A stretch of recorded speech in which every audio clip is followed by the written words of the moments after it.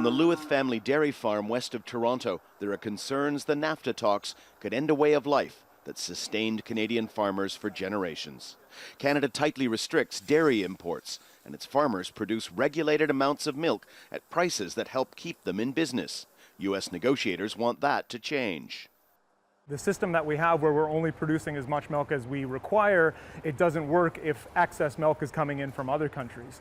So the concern with NAFTA is if this is renegotiated and they decide to allow American milk to come into Canada, it undermines our entire system. The U.S. has put Canada's dairy system on the table for these talks, but Canada has defended it successfully before. There are also many other areas where the Americans want concessions from this country. Cross-border trade and business within North America is worth more than $1 trillion a year, with Canada a big beneficiary.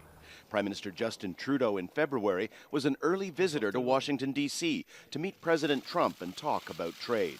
His government has also worked with U.S. states, big city mayors and others to find support for NAFTA, but it may not be enough to curb a protectionist U.S. administration. Even though big business and small business in the U.S. has come forward and said this trade agreement is a good agreement, don't break the NAFTA. Even though U.S. agriculture and farmers and ranchers have come forward and said we like this agreement, don't screw it up. Despite that real groundswell of support from U.S. industry, it's still not clear that that's what will be reflected in these negotiations.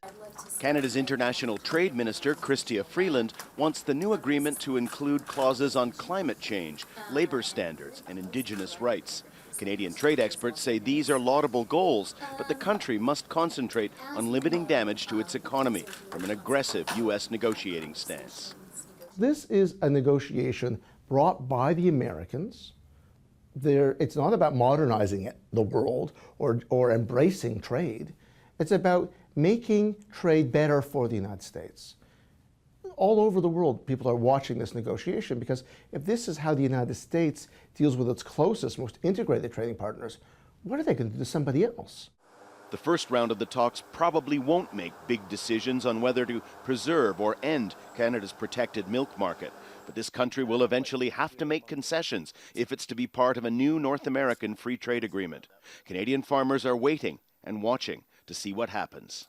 Daniel Lack, Al Jazeera, Jerseyville, Ontario.